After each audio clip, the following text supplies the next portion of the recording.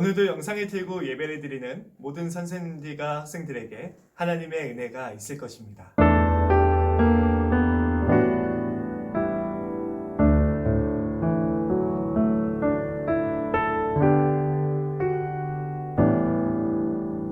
You cover me with your gentle grace.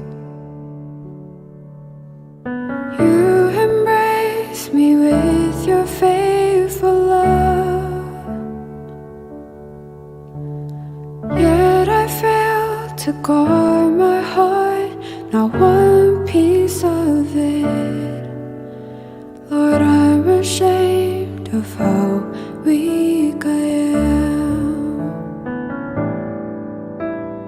You who led me by your loving side. God, I go before your altar, unfathomable compassion with which you hold me. Lord, I look only upon your name. As I hold on to my life drowned in constant despair, my heart transforms bit by bit like yours, Jesus. When I take a step in fear, Lord, you step out with me. So I trust in you and live out my day. As I put my hope in your utmost faithfulness, you fill my heart with the richness of Jesus. While I walk in righteousness as a child of God, Lord, I offer my deepened life to you.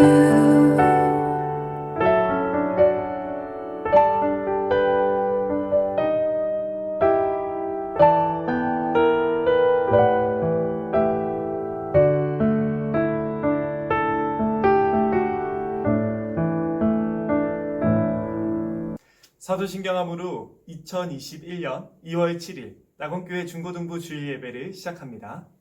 전능하사 천지를 만드신 하나님 아버지를 내가 믿사오며 그 외아들 우리 주 예수 그리스도를 믿사오니 이는 성령으로 잉태하사 동정녀 마리아에게 나시고 본디오 빌라도에게 고난을 받으사 십자가에 못 박혀 죽으시고 장사한 지 사흘 만에 죽은 자 가운데서 다시 살아나시며 하늘에 오르사 전능하신 하느님 편에 앉아 계시다가 저리로서 산자와 죽은 자를 심판하러 오시리라.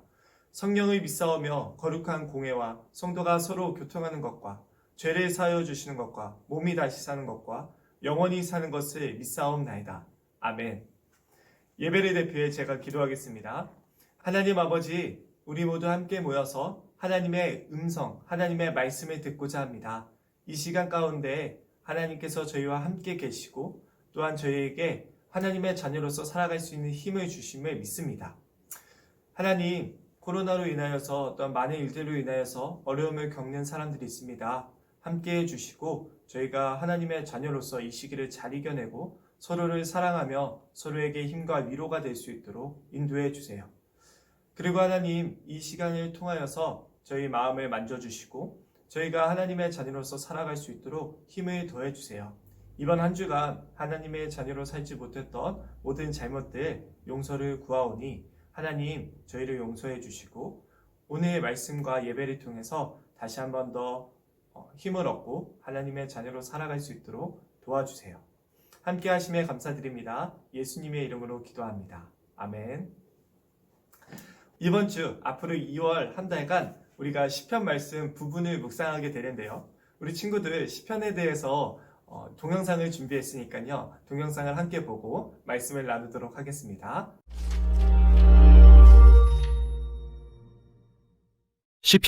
시편은 150개의 고대 히브리어 시, 노래, 기도문의 모음집으로서 이스라엘 역사에 각기 다른 시기에 쓰여졌습니다. 상당수는 다윗 왕과 관련이 있는데 그는 73편을 썼고 시인이자 하프 연주가로 알려져 있죠. 하지만 그 외에 다른 저자들도 많이 있습니다. 아삽이나 고라 자손처럼 말이죠. 또한 성전 예배 인도자들이나 솔로몬과 모세의 시도 있으며 약 3분의 1은 작가 미상입니다. 이 중 많은 시가 이스라엘 성전의 성가대에 의해 노래로 불려졌지만 사실 시편은 찬송가는 아닙니다. 이스라엘이 바벨론 포로가 된 후 어느 시점엔가 이 고대 시들이 수집되었고 의도적으로 배열되어 지금의 시편이 완성되었죠. 그리고 시편은 매우 독특한 구성과 메시지를 담고 있는데 이는 처음부터 끝까지 읽지 않으면 알아내기 어렵습니다. 시편이 어떻게 구성되었는지 보는데 가장 도움이 되는 건 끝부분부터 읽는 겁니다. 책은 이스라엘의 하나님을 찬양하는 5개의 시로 끝을 맺는데요. 각 시의 시작과 끝에 할렐루야라는 단어가 나옵니다. 이는 히브리어로 찬양하라는 명령이고 야는 거룩한 이름인 야훼의 줄임말이죠. 이렇게 5부분으로 잘 배열된 것을 보면 누군가가 여기에 시편의 결론을 제시하는 것처럼 보이는데요. 여기서 의문이 듭니다. 시편을 누군가 의도적으로 구성한 흔적이 또 있을까요? 만약 시편의 표제를 관심 있게 보신 분이라면 책의 총 5곳에 제 1, 2, 3, 4, 5권이 표기되어 있는 것과 시편이 크게 5부분으로 나뉜다는 걸 발견하셨을 텐데요. 이렇게 보는 이유는 각 5부분의 마지막이 매우 비슷한 시로 끝나기 때문이죠. 마치 편집자가 추가한 것처럼요. 이런 식이죠. 이스라엘의 하나님 여호와를 영원히 송축할지로다. 아멘 아멘. 이렇게 시편에는 결론이 있고 그 내부는 5개의 주요 부분으로 이루어져 있습니다. 이제 당연히 시편의 도입부로 가서 서문을 찾아봐야겠죠. 서문은 어디일까요? 바로 시편 1, 2편입니다. 이 두 편이 제1권 바깥쪽에 배치된 이유는 제1권과 달리 다윗과 연관이 없고 작가 미상이기 때문이죠. 시편 1편은 주의 율법을 묵상하며 밤낮으로 기도하듯 읽고 순종하는 자가 얼마나 복이 있는지를 찬양하는데 여기서 율법이라는 단어는 단순하게는 가르침을 뜻하며 구체적으로는 구약 앞부분의 토라, 즉 모세 오경을 가리킵니다. 실제로 여기서 이 단어는 2가지 의미를 다 가지고 있는데 그게 왜 시편이 5부분으로 되어 있는지 설명하죠. 시편은 하나님의 백성이 평생 어떻게 기도해야 할지 가르쳐주는 새 토라로서 모세오경에서 원래 주어진 하나님의 율법에 순종하는 것을 도와줍니다. 시편 2편은 사무엘하 7장에서 하나님이 다윗 왕에게 주신 언약의 시적 표현인데요. 어느 날 메시아 왕이 오셔서 하나님의 나라를 세우고 열방에 만연한 악과 불순종을 치신다는 내용이죠. 그리고 여호와께 피하는 모든 사람은 다 복이 있다고 마무리함으로써 시편 1편의 시작과 같은 표현을 사용합니다. 이렇게 시편 1, 2편은 이 책이 하나님의 백성의 기도책으로서 구성됐음을 보여줍니다. 즉 율법을 신실하게 지키려 노력하고 미래의 메시아의 나라를 기다리는 하나님의 백성들의 기도책이죠. 이렇게 2개의 큰 주제가 소개되었다면 이 2 주제를 둘러싸고 작은 책들은 어떻게 구성되었는지 살펴보도록 하죠. 예를 들어 제1권은 정중앙에 15편에서 24편까지 이어지는 시 모음을 배치하는데 이는 언약에 대한 신실함을 요구하는 내용으로 시작하고 끝을 맺습니다. 다음으로 16편에서 19편은 이러한 신실함의 본보기로 다윗을 묘사하는데요. 그가 하나님의 구원을 바라며 간구할 때 하나님은 그를 왕으로 높이시죠. 여기에 상응하는 부분은 시편 20편에서 23편입니다. 과거의 다윗은 미래에 오실 메시아 왕의 형상이며 그도 역시 하나님께 간구합니다. 그는 구원받을 것이며 열방을 통치하는 나라를 얻게 될 것입니다. 그리고 이 시들의 중심에 시편 19편이 배치된 이유는 율법을 주신 하나님을 찬양하기 위함이죠. 자, 보십시오. 시편 1, 2편의 2 주제가 여기에서 단단히 하나로 묶입니다. 제2권은 2편의 시로 시작되는데 이들은 미래에 시온의 성전으로 돌아올 것에 대한 소망을 노래하며 이는 메시아의 나라에 대한 소망과 밀접한 관련이 있죠. 그리고 제2권은 미래의 메시아 왕이 열방을 통치하실 것을 묘사하는 시로 끝을 맺습니다. 이 시는 정말 놀라운데요. 왜냐하면 예언서에 나온 메시아의 나라에 대한 모든 구절들을 반복하기 때문이죠. 그리고 이 왕의 통치를 통해 하나님께서 아브라함에게 열방을 복주시겠다 하신 약속이 성취될 거라는 말로 끝이 납니다. 제3권 역시 하나님이 다윗에게 하신 약속을 떠올리게 하는 시로 결론 짓는데 이번에는 포로된 이스라엘에 대한 것입니다. 이 시의 저자는 하나님이 다윗의 자손을 결코 버리지 않겠다고 약속하셨지만 이스라엘이 파괴와 포로됨 그리고 다윗 왕국이 몰락을 겪은 것은 불순종의 결과라고 봅니다. 그리고 주께 다윗에게 하신 약속을 잊지 마시라고 간청하며 끝을 맺죠. 제4권은 바로 이 포로라는 위기 상황에 대처하는 내용입니다. 그래서 첫 시에서 모세의 기도를 통해 이스라엘의 뿌리를 기억하게 합니다. 황금송아지 사건 이후 시내산에서 하나님께 자비를 보여주시라고 했던 기도 말이죠. 제4권의 중심에는 이스라엘의 하나님이 온 세상의 진정한 왕이심을 선포하는 시들과 나무, 산, 강, 모든 피조물이 그날, 즉 열방에 하나님의 공의와 그의 나라가 임할 그날을 찬양하는 시로 가득합니다. 제5권은 하나님이 그의 백성들의 울부짖음을 들으시고 어느 날 미래의 왕을 보내서 악을 물리치고 그분의 나라를 세우실 것을 확증하는 일련의 시로 시작합니다. 또 2개의 큰 모음집도 담겨 있는데 하나는 할렐이고 다른 하나는 성전에 올라가는 노래로 불립니다. 각각의 모음집은 미래의 메시아의 나라에 대한 시로 끝을 맺는데요. 이 둘은 미래의 하나님께서 그의 백성을 출애굽 때와 같이 구원하실 거라는 소망을 품게 합니다. 그리고 바로 그 사이에 119편이 있는데요. 시편에서 가장 긴 시죠. 각 절의 첫 글자가 히브리어 글자의 순서대로 시작하는 형태이며 하나님이 그의 백성에게 주신 선물인 율법의 말씀에 대해 감탄하는 내용입니다. 자, 봅시다. 시편 1, 2편의 2 주제와 율법 그리고 메시아가 모두 제5권에서 결합되죠. 그리고 이게 결론의 5편의 시로 연결되고요. 그중 가운데 있는 148편은 모든 피조물에게 이스라엘의 하나님을 찬양하라고 명령합니다. 그가 그의 백성의 뿔을 높이셨기 때문이죠.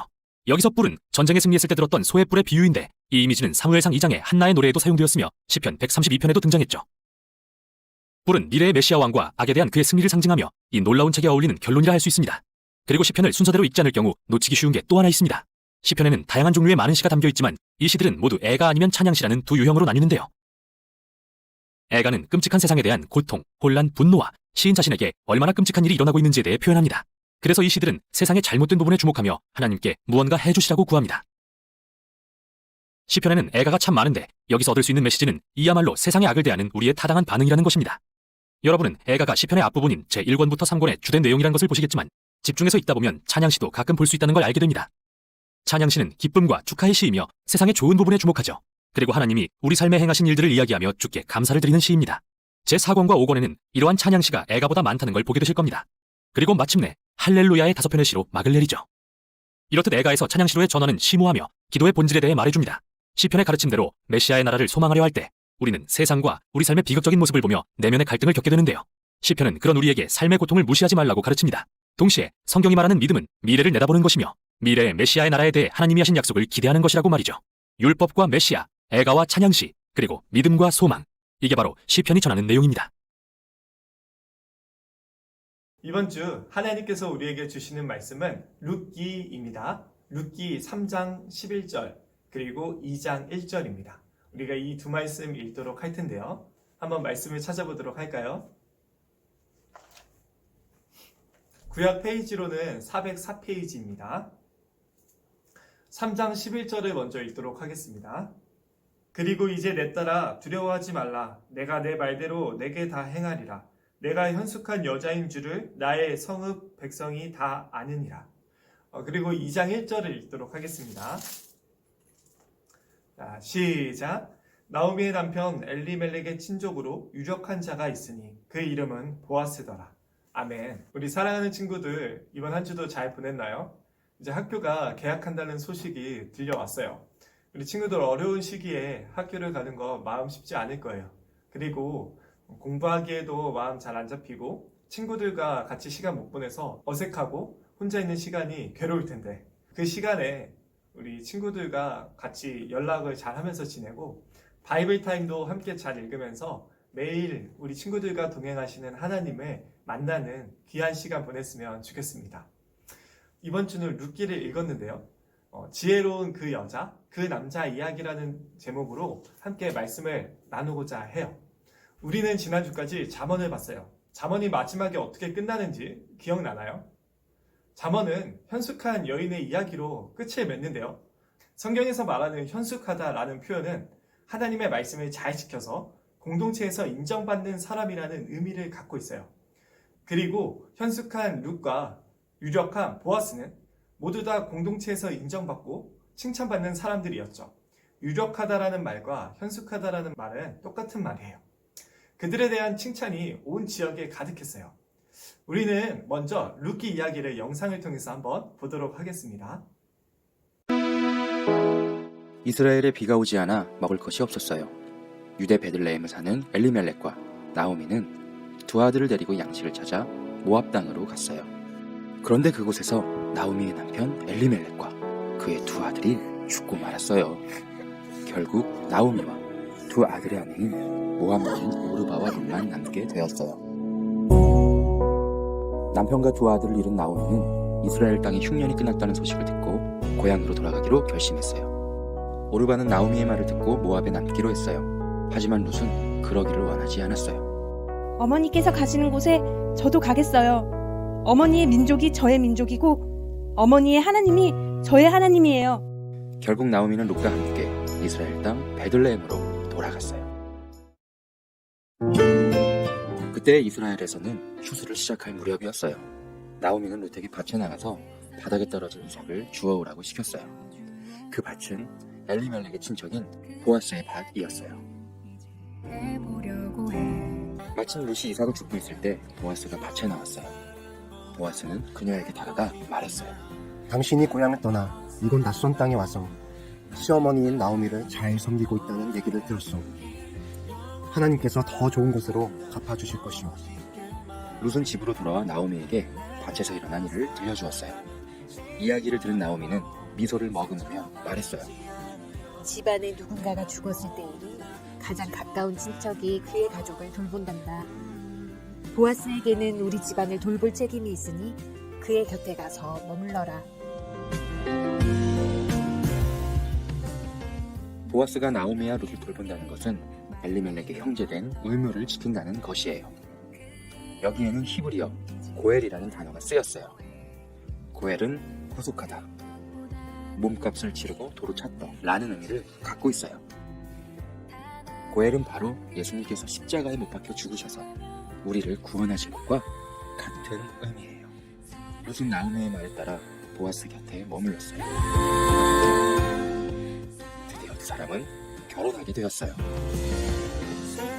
룻은 오벳을 낳았고 오벳은 이새를 낳았어요. 이새의 아들은 바로 다윗 왕이에요. 보아스가 룻을 축복한 대로 하나님께서는 이방 여인의 룻에게 다윗 왕의 조상이 되는 축복을 주셨어요.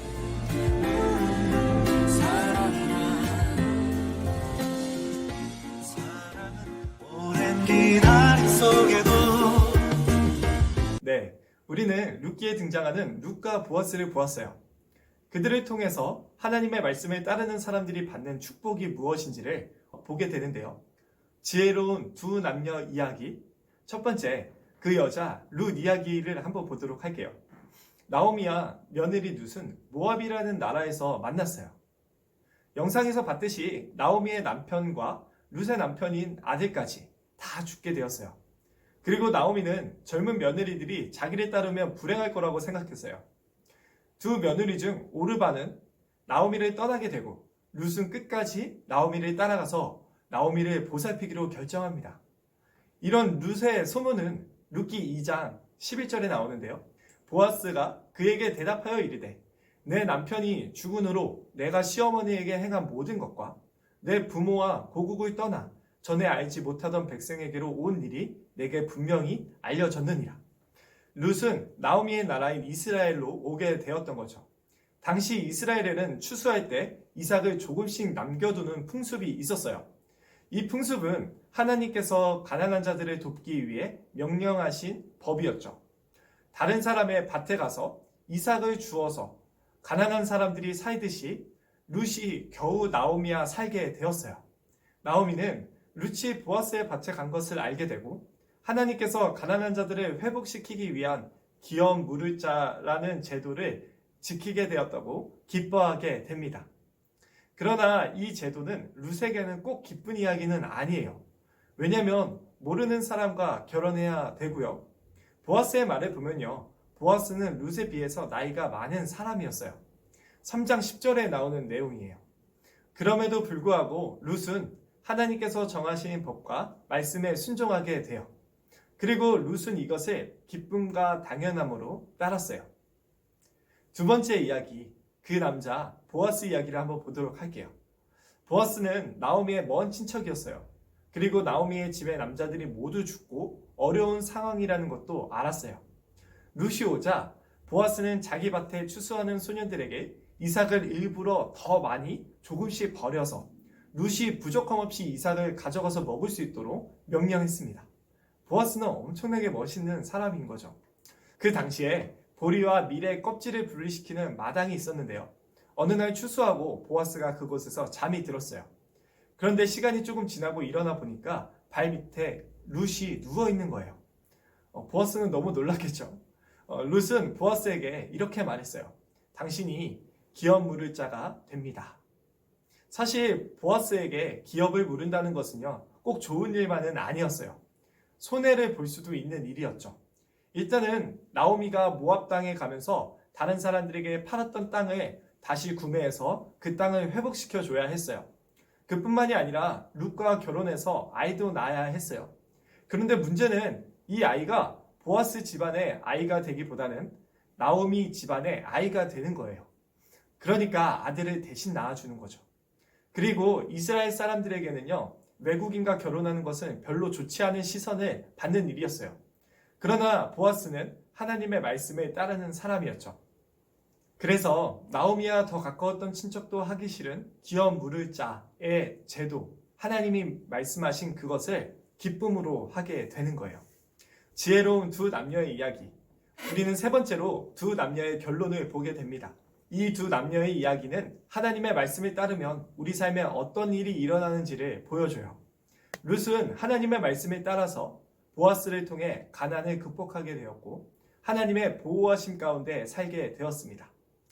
보아스는 하나님의 말씀을 따른 결과 룻과 아이를 낳게 돼요.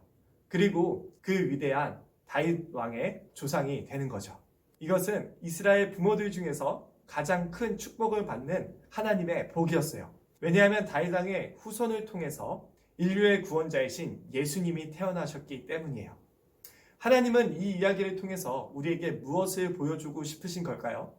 첫 번째는 하나님의 말씀에 따라서 살아갈 때 사람은 어려움과 고통과 아픔 속에서도 행복을 누릴 수 있다는 거예요. 룻은 나오미의 필요를 채워주었어요. 나오미는 룻 덕분에 그 아픔고 어려운 시기를 이겨낼 수 있었죠. 그리고 보아스는 룻과 나오미의 필요를 채워줬어요. 룻과 나오미는 보아스를 통해 하나님의 도움을 얻을 수 있었죠. 이것은 내 돈을 내야 되고 손해를 보는 일이었어요. 그러나 하나님의 말씀을 먼저 따를 때 그 손해보다 더 많은 축복을 누리게 된 거죠. 우리의 이야기에도 이러한 이야기들이 많아요.